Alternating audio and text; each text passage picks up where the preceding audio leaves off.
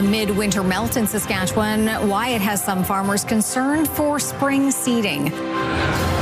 Olympic ambition, Saskatoon's Emily Clark hoping to bring back gold from next month's Olympics. And a Saskatoon company going to new heights to help find missing people. This is CTV News with Chantel Saunders. Good evening. We begin tonight with the weather. While many people are getting out to enjoy the unusually warm weather, farmers are nervously waiting to see what this means for spring seeding. Keenan Sorokon reports.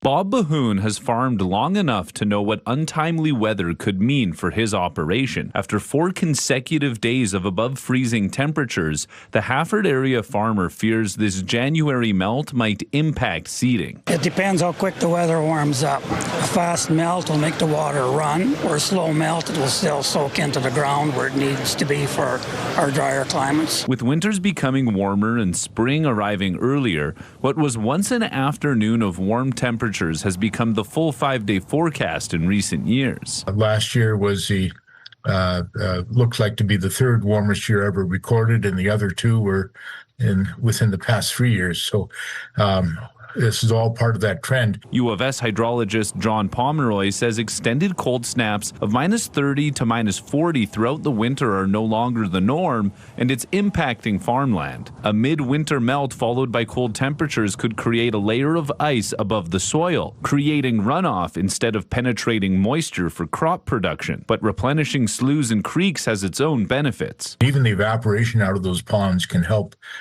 drive summer rainfall events and keep recycling through the atmosphere, and so it gets used by nature one way or the other. Some farmers are optimistic the wet snow will make for favorable seeding conditions. I think it'll make easier in the spring. The moisture might stay where it is. It seals off. It shouldn't blow anymore. Pomeroy says a slow melt over many weeks is what farmers will be looking for to ease any concerns this weather system may have introduced. And that's exactly the type of conditions Bahoon has been imagining all winter long. We'd like a nice slow melt and have a soak in versus a total runoff. Keenan Sorokon, CTV News, Saskatoon.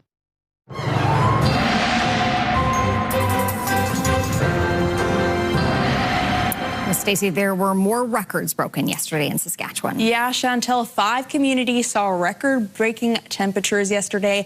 Hudson Bay was the warmest record breaker, reaching 5 degrees, beating the old record of 3.9. That was set in 1987.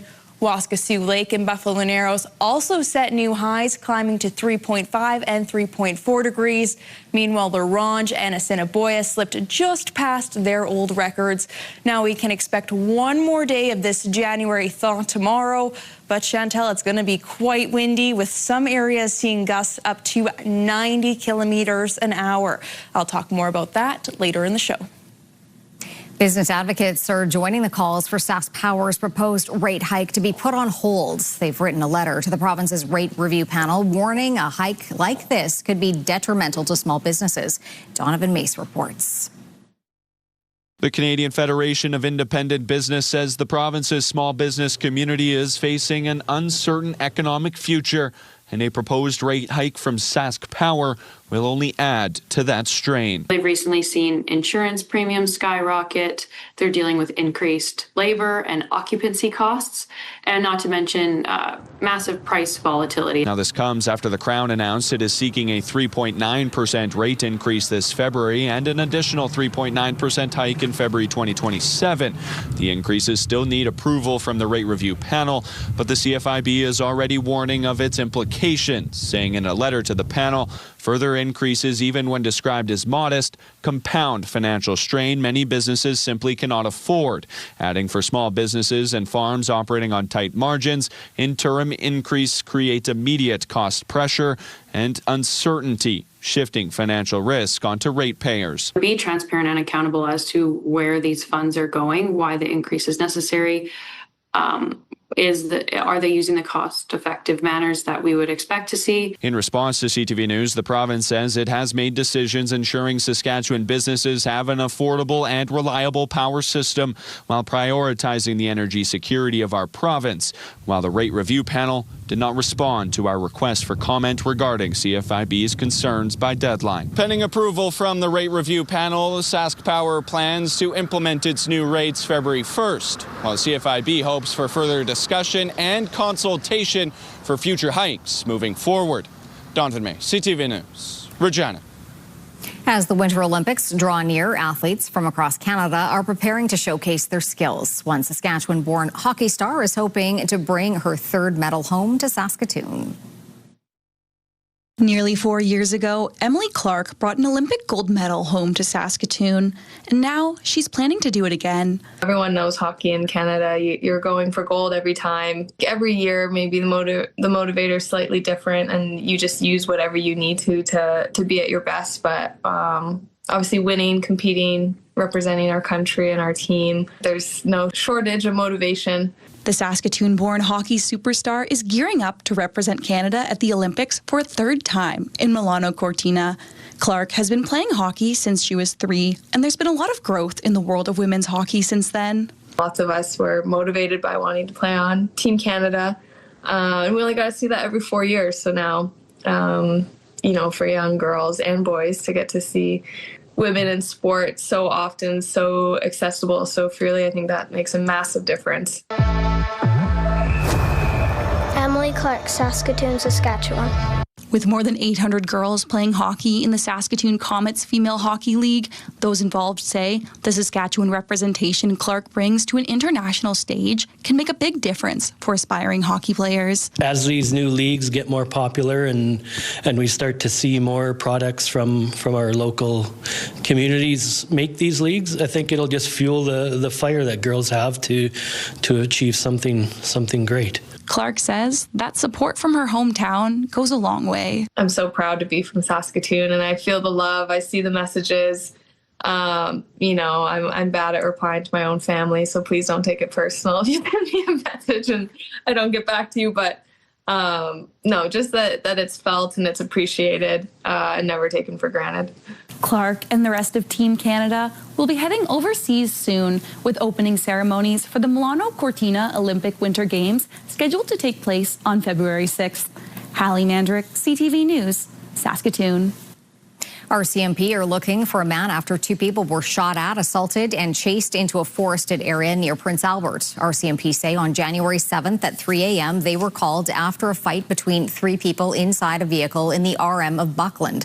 One of them assaulted the other 2 before taking them into a forested area. RCMP say the suspect pointed the gun and fired it, but no one was injured. The victims ran further into the forest to get away and became lost. Using a drone, RCMP were able to find one of them and guide him to safety. A police dog as well as the drone were enlisted to find the other victim. She was found inside an SUV. Both were okay. RCMP are now looking for 30-year-old Justin Charles from Prince Albert. He is facing a string of weapons and assault charges. Anyone who knows where he is should contact RCMP.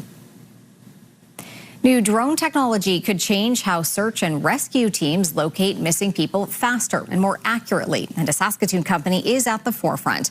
As Carla Shinkrick tells us, Dragonfly is now partnering with an international rescue organization, showcasing how unmanned aircraft are becoming essential tools for public safety worldwide. We have people from all over the world contacting us and approaching us. And what makes this Saskatoon company that popular is this drone. And it's not just any drone, because it's helping save lives. It really helps save a lot of time and effort from people on the ground.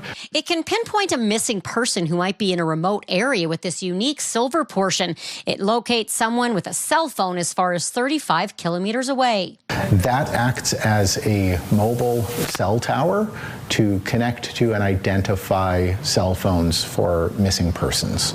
And one of Europe's leading search and rescue organizations from Sweden is now signed on to purchase 2 of these Saskatoon drones, which can operate in harsh weather, adding to the reasons our province just makes sense to design, develop, and manufacture it all right here. Operating in Saskatoon and Saskatchewan does give us a very good benefit of having a lot of wide open space to go do flight testing and development. There are about 15 staff here doing most of the work, with a BC location added. In total, the company has about 50 staff. Questions or curiosities around why Saskatoon, and our answer was always, well, that's where we live. So we're building the company and the technology where we live. Dragonfly actually started as a model plane business in 1998 and developed with increased drone technology, proving its effectiveness. The Saskatoon Police Service has been using drones for years. They tell us that they're primarily used in searches for missing persons, to document and investigate collision scenes, to assist the fire department with aerial views of fire scenes, and they're used by special teams to assist in locating suspects. Drone industry is always evolving, always developing. For this company, the sky's the limit, with plans for more advancement in drone technology. Carla Shinkaruk, CTV News, Saskatoon. Prince Albert City Council is looking at ways to pay for more policing projects to improve public safety. And as Jasmine Pelche reports, one idea is to have the initiatives paid for with the community chipping in.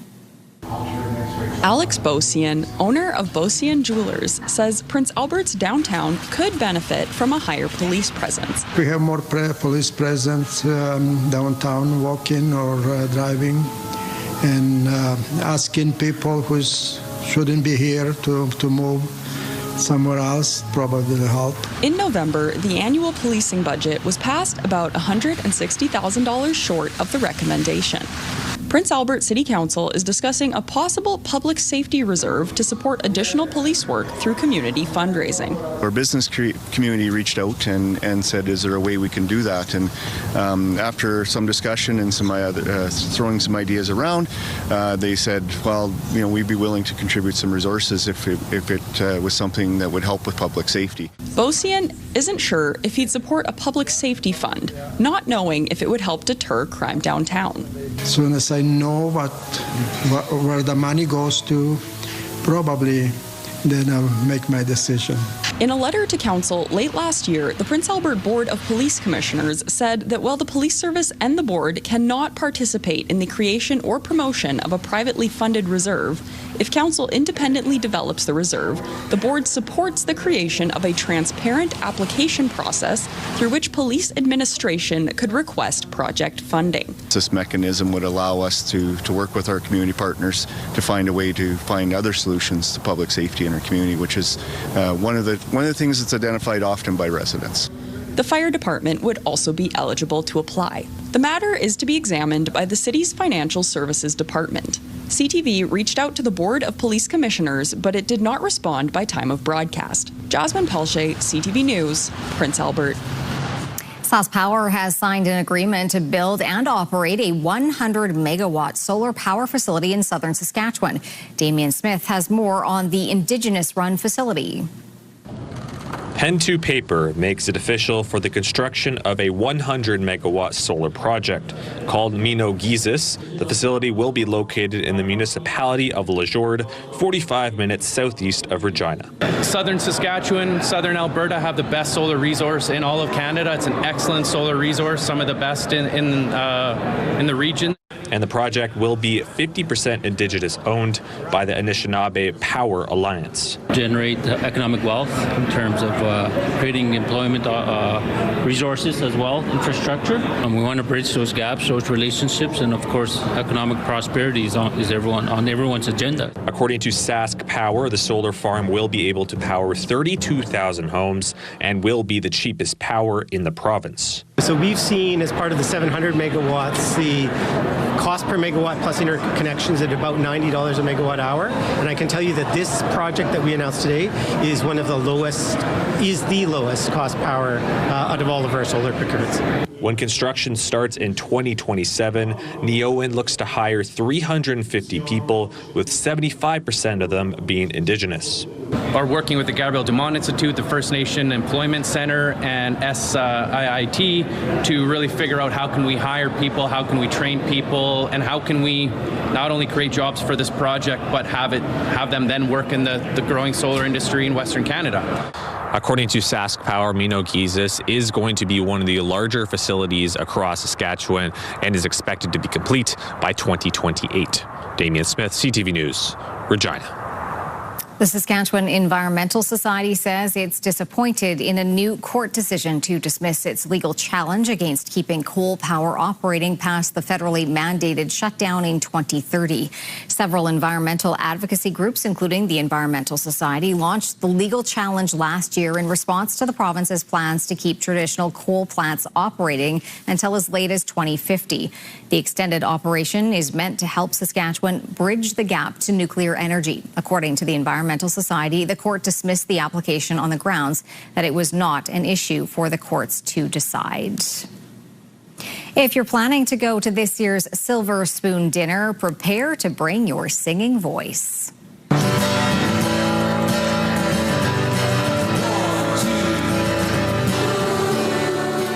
Choir, Choir, Choir has been announced as this year's celebrity speakers and entertainers. The duo puts on an interactive show that sees their audiences join in and sing their hearts out. The 34th annual Silver Spoon Dinner is scheduled for Monday, May 4th at TCU Place. Proceeds support the Congregation Agudas Israel Jewish Community, Saskatoon Interval House, and Ronald McDonald House. Tickets go on sale online starting Wednesday, January 21st. Still to come, we check in on the Prime Minister's trip to China. Also, what's next in Quebec following the resignation of its premier.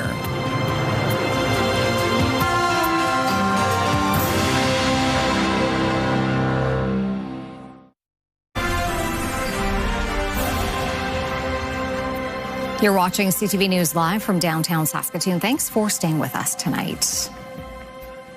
It's being called an historic moment. A Canadian Prime Minister back on Chinese soil for the first time in more than a decade. Mark Carney is in Beijing, accompanied by Liberal cabinet ministers and Premier Scott Moe.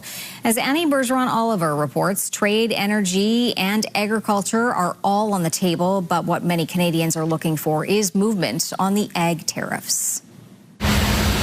It wasn't long ago that Canada called China a disruptive power. Now the language has softened as Prime Minister Mark Carney's government looks to bring stability back to a frigid diplomatic relationship. This is a new government with a new Prime Minister, a new foreign policy. In this moment of economic stress for our country, it is necessary for us to diversify our trading partners. And Carney has made it clear that rethinking includes increasing non-U.S. exports through deeper partnerships with countries like China. And over the next few days, the Prime Minister will be pitching Canada to business and government leaders as a place to invest. I think that this was a really important opportunity to reset the relationship at a time when we're obviously dealing with a much tougher United States and where our Canadian national interests have to be rethought. A key area of debate and likely disagreement, Canadian tariffs on Chinese electric vehicles and Chinese tariffs on Canadian canola products. Government officials say it's reasonable to expect progress on so-called trade irritants, but the definitive removal of tariffs is unlikely. Our ultimate goal is to restore market access to China, have more smoother, predictable trade with our number 2 export market. And so we're looking for signs of progress and resolution on that front. While that resolution may not happen, Ottawa is framing this business visit to Beijing as a stepping stone on a larger plan to normalize relationships and help reopen lines of communications. Annie Bergeron-Oliver, CTV News, Beijing. Horrific details are emerging from Iran now that partial phone service has been restored of the arbitrary detention of protesters, fast trials, and planned executions. Activists say more than 2,500 Iranians have been killed by the regime. CTV's Adrian Gobriel now on this and the advisory from Global Affairs for Canadians to leave. As smoke rises above the streets of Tehran and protesters clashed with security forces, Global Affairs Canada is issuing a clear warning to Canadians in Iran. Get out of the country immediately. This is a very real threat, and it is escalating.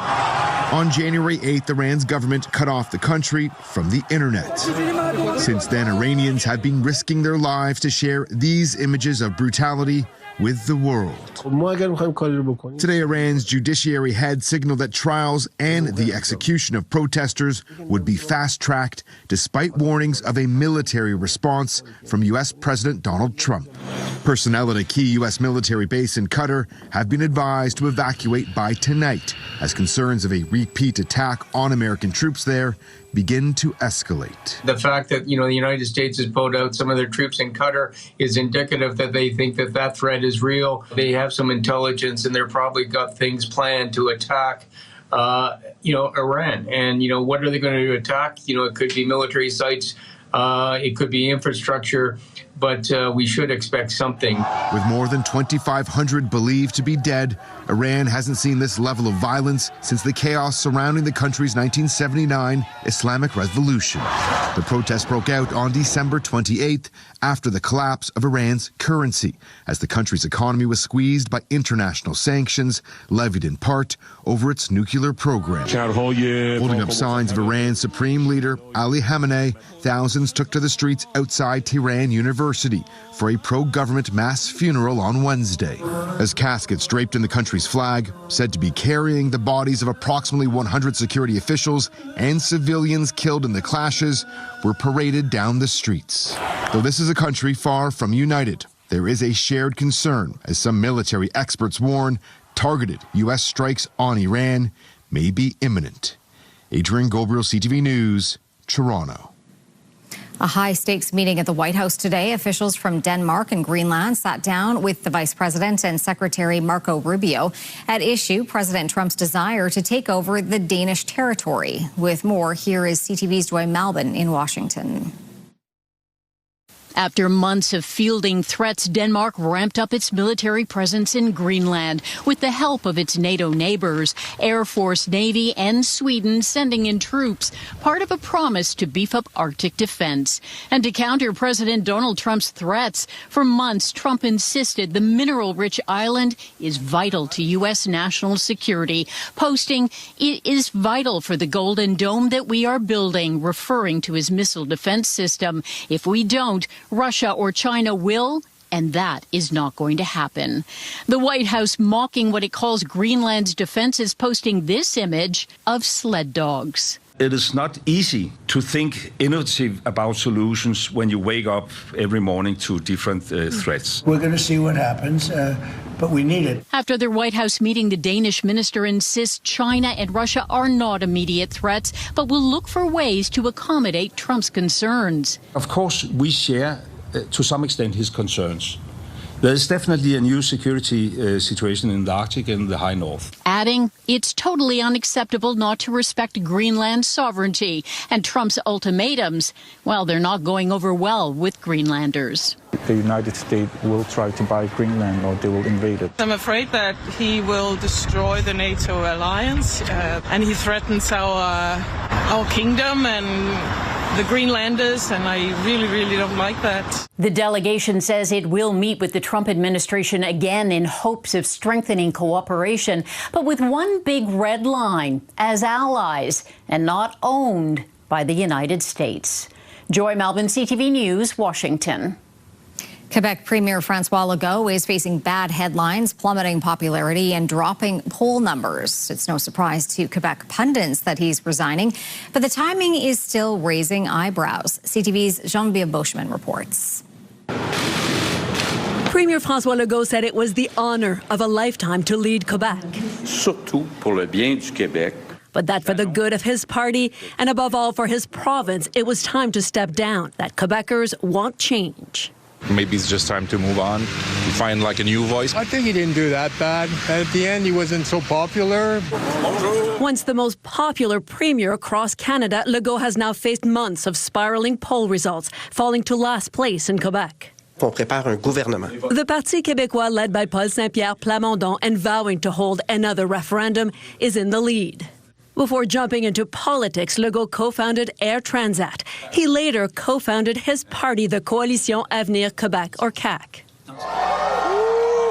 He won the first of two majority mandates in 2018 with a promise to set aside the separatist-federalist divide.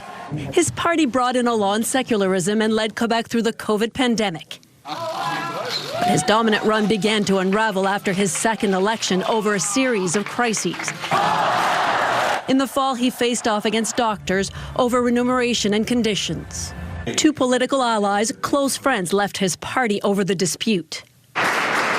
Today, politicians of all stripes praise Legault's dedication to Quebecers over a quarter of a century in public life.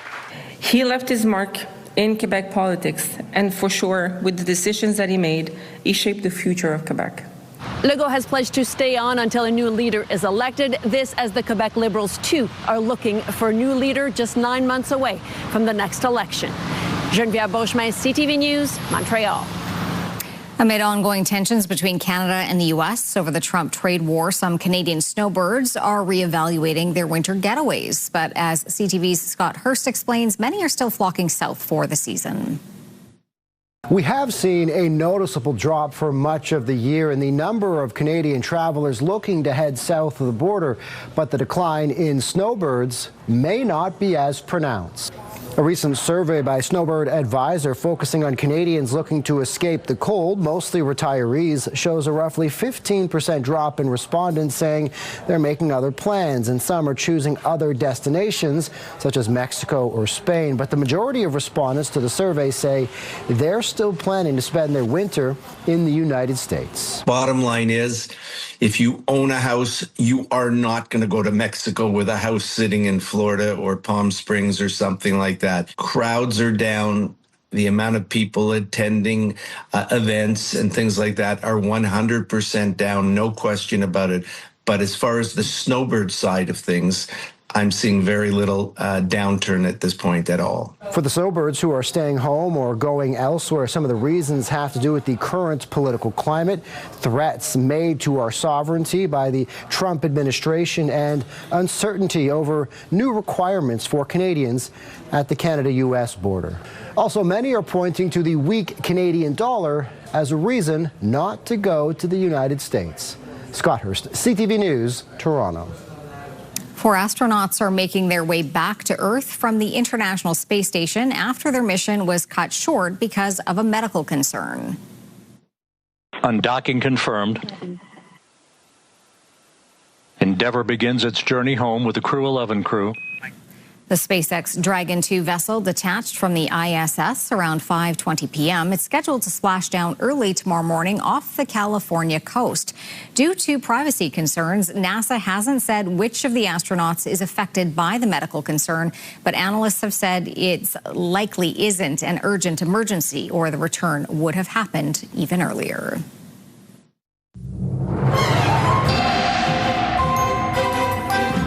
Hi there, Ryan Josephson from the Saskatoon Soaps here, and I'm outside. It's January, it's dark out, it's cold out, but don't fear. The Saskatoon Soaps are putting on a live improvised comedy show this Friday at the Broadway Theatre called Snugglefest. Come out and join us and get warm with the comedy of the Saskatoon Soaps. Tickets are available at broadwaytheatre.ca or at the door. We'll see you there. And oh, by the way, what's the weather going to be like, Stacey?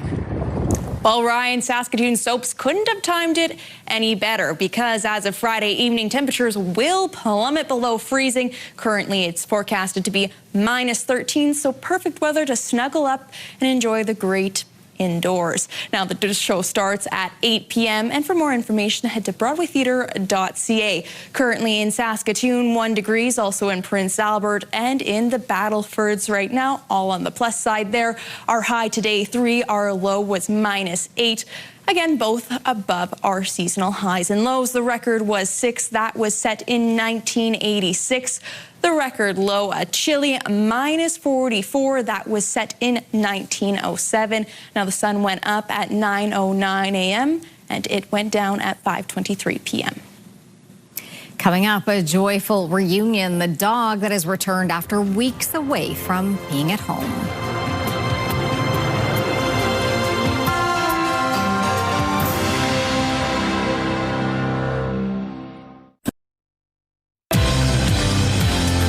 We now know who will represent Saskatchewan at the Scotties. Thursday on Your Morning, we're in conversation with Pinnacle champ Jolene Campbell as her rink gets ready for Mississauga. The sun sets on another beautiful and unusually warm January day, and unfortunately, it's coming to an end. This January thaw. Friday, we'll start to see temperatures plummet back below freezing. And Thursday isn't looking to be much pleasant either. We're expecting some strong wind gusts. I'll talk about that in a second. For now, let's take a look at our radar and satellite. A system of rain and freezing rain starting up north, making its way down southwest. But other than that, pretty quiet and nothing significant there. Obviously, some cloud coverage currently in Saskatoon, 1, Prince Albert and the Battlefords, also 1. Moderate winds right now, but that will pick up. Maple Creek, our hotspot at 15. That also broke the record. The previous record was 13.5 in 2008, so another record breaker today. Hudson Bay, our cold spot at -21. Currently around the province, it's 2 in Estevan, Regina, -2 in Yorkton, 1 in Prince Albert, 2 in Kindersley, Rosetown, and then it warms up to 5 degrees up in Meadow Lake as we move more north. We see some minus temperatures, -6 in Sandy Bay, Island Falls, -7 in South End, and Buffalo Narrows not too bad, 9 degrees. Bit more of a range of temperatures here. Maple Creek, 8 degrees, and then it cools down all the way to -2 in Melville, but not looking too bad for right now. Our futurecast, those white lines on the screen, those isobars quite close together, indicating strong winds pretty much across the province. We're also seeing flurries and snow in many areas of the province. Now, I want to note the roads may be dangerous. We have a cold front moving in that's creating those strong wind gusts and a bit of snow that will create some blowing snow, reduce visibility. So keep that in mind if you're planning to hit the roads tomorrow. 3 in La Ronge, Stony Rapids, some flurries, -8. Windy in Buffalo Narrows and Key Lake. Windy in Meadow Lake, Kindersley, and Rosetown as well. Temperatures still on the plus side. Maple Creek, some rain, freezing rain, a high of 2. Windy in Leader, Outlook, and Swift Current. And surprise, surprise, windy in Regina and Estevan, and some snow/flurries in Yorkton and Moose Jaw. But temperatures on the plus side. Melfort, Humboldt, and Hudson Bay, all expecting some flurries there too. In the Battlefords tonight, a few clouds, winds coming from the west at 30, gusting up to 50, and tomorrow 60% chance of flurries, and winds could gust up to 90 kilometers an hour, so keep that in mind. Friday, a high of -9, and then it really plummets to a low of -19 Friday night. Heading into the weekend, we see some minus temperatures there, partly cloudy in Prince Albert tonight, and then the winds pick up again, gusting up to 70 kilometers an hour. Partly cloudy tomorrow, a high of 2. Friday, a high of -14, and then overnight a low of -26. So you'll want to make sure to plug in your car if you're in the Prince Albert area. In Saskatoon, 0, a few clouds. Tomorrow, 60% chance of flurries, mainly cloudy, and some strong wind gusts up to 90 kilometers an hour. So keep that in mind. Friday, weird coincidence, when Jeff comes back, we'll have some minus temperatures Friday, -22. The weekend, Saturday, not looking too bad, but overall some minus temperatures across the board.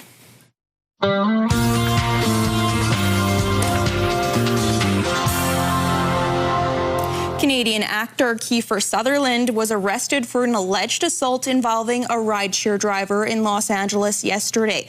LA police say the 59-year-old entered a rideshare vehicle, physically assaulted the driver, and made, quote, criminal threats towards the victim. According to jail records, Sutherland was released a few hours later on a $50,000 bond. His first court appearance is scheduled for February 2nd. What the Super Bowl is to the NFL, what Valentine's Day is to romance, what Father's Day is to Nick Cannon. That's what the Grammys is to music. Trevor Noah is set to host the Grammy Awards for the 6th consecutive year, marking his farewell gig. CBS and the Recording Academy confirmed this will be Noah's last time hosting the ceremony, a role he's held since 2021. It's also the last time the show will air on CBS before it moves over to ABC and Disney+. The 68th Grammy Awards will take place on February 1st. The list of Canadian nominees include Justin Bieber, Tate McRae, Drake, and Joni Mitchell. I am the writer, the director, the producer, and the star. As the actor, I asked for a little more money. As the director, I said, what are you, crazy? You stink. I'm not going to pay that kind of money. For fans of Mel Brooks, the 99-year-old man, is an upcoming two-part documentary about the legendary actor, writer, and director. It follows the life, career, and friendships of Brooks as he skyrocketed to comedy royalty. It starts streaming on January 22nd on HBO Max and in Canada on Crave. All right, Stacey, time for Pick of the Day. What did you select? Honestly, there's lots of people getting out, enjoying the great outdoors while we have the nice weather and, of course, the beautiful nature scenes. This one was sent in from Susan. She says, my dog Roxy enjoying the winter trails near Christopher Lake. Again, enjoying the beautiful above seasonal temperatures. And being from Prince Albert myself, this photo is a nice reminder of home. And Susan, I can't really see your dog, but I imagine it's quite cute. Moving on to our next photo, we have this captured a beautiful sunrise in Davidson. This was sent in by Teresa and Doug Mills. Got some beautiful colors there. A nice photo. And moving on to our last photo here, we have one from Ruth Black. She says, a beautiful night near Vanscoy. So kind of a contrast to that sunrise. Now we have nighttime, a bit of a sunset. It looks like it's almost in a farmyard of some sort. So good job, Ruth Black. That is a beautiful photo. And if you want to send in a photo, here's how. You can send it to cfqcnews@ctv.ca. Make sure it's landscape. And Jeff usually likes if you subject it, Pick of the Day. Still to come on CTV News, you've heard of the cat that came back. Coming up next, we introduce you to the dog that made a triumphant return.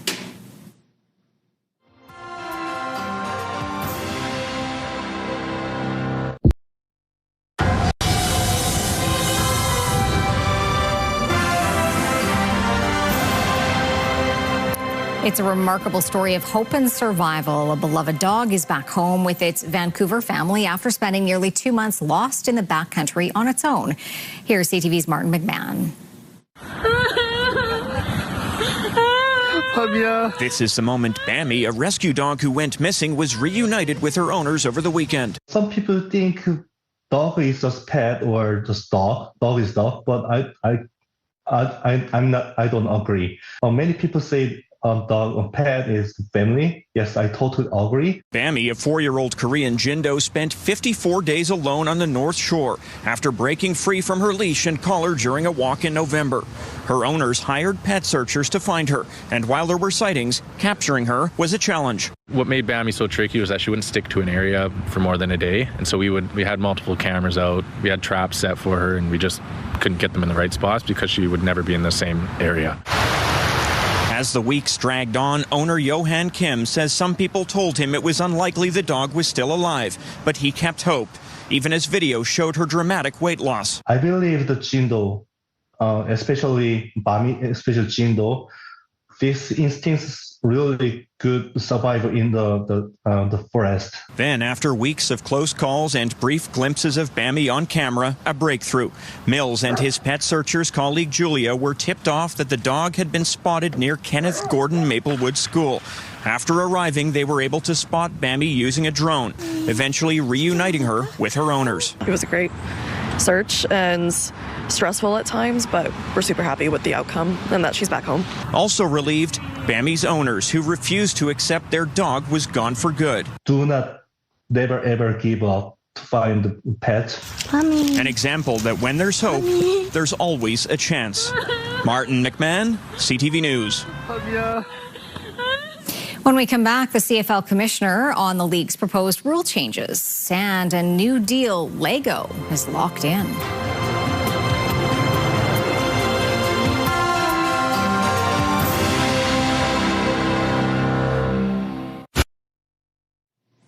Welcome back. Time for a rural forecast. I should note tomorrow's going to be quite windy.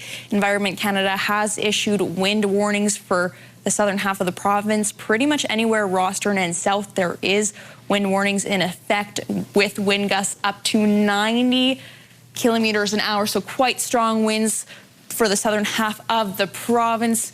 Meadow Lake a high of 3, quite windy. Lloydminster 2, Kindersley 1, Outlook 2, Watrous 1, Wynyard Hudson Bay, Melfort, Spiritwood expecting some flurries there. Again, that can create quite dangerous conditions on the road with this January thaw. It's icy. Those flurries and the strong winds create blowing snow, reducing visibility. So dangerous road conditions tomorrow. Keep that in mind. Maple Creek too, some freezing rain there. Easton, Cypress, flurries, windy in Rockland, Cornack, Assiniboia, flurries in Pilot Butte, Carlisle 1.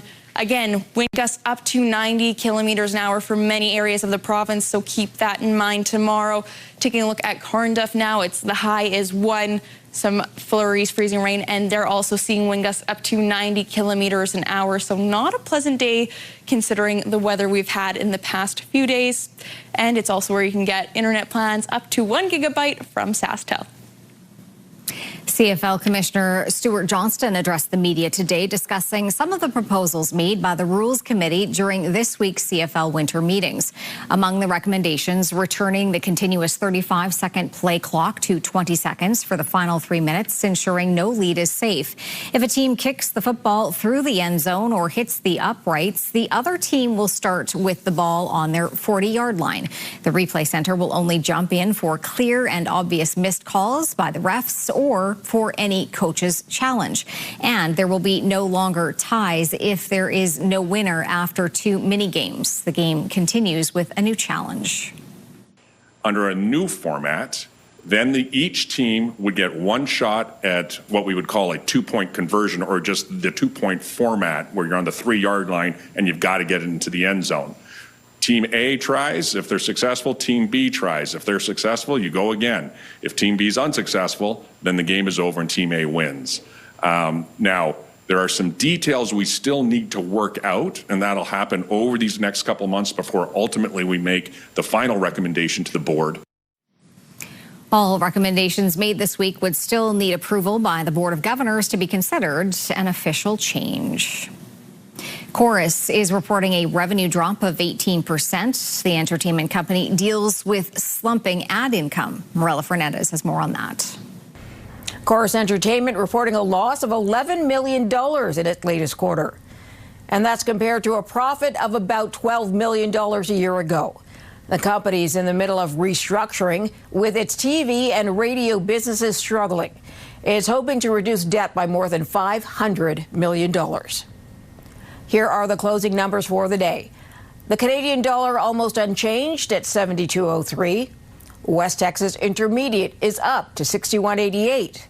Western Canadian Select is up almost $1.50 to 46.46. And the TSX gained 46 points to hit another record close, above 32,900. Those are your business headlines. I'm Morella Fernandez. Coming up, a toy crossover sure to be popular. Then a unique listening experience.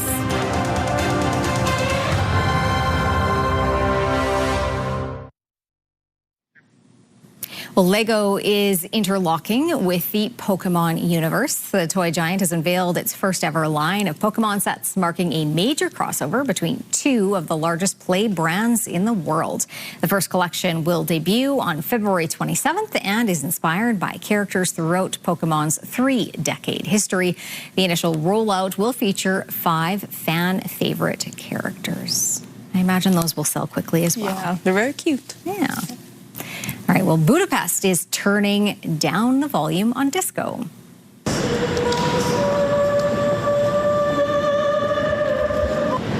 This exhibit at the Museum of Fine Arts in Budapest has people wearing headphones. It celebrates the work of William Blake, a key figure in the Romantic era, known for his visionary art and profound mystical works.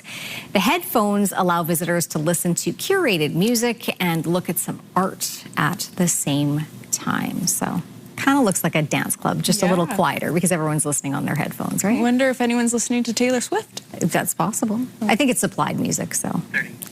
That, you know, there could still be Taylor Swift. This is true. Well, we'll send you a girl there. can hope. That is true. We're hoping for less windy conditions, but probably not going to happen. Chantel, it's only going to get windier throughout the day. The morning starts off some sunshine. Still pretty windy, and then by noon it picks up to gusts up to 90 kilometers an hour, but at least the sun's out. By the evening, some flurries. Thanks for watching.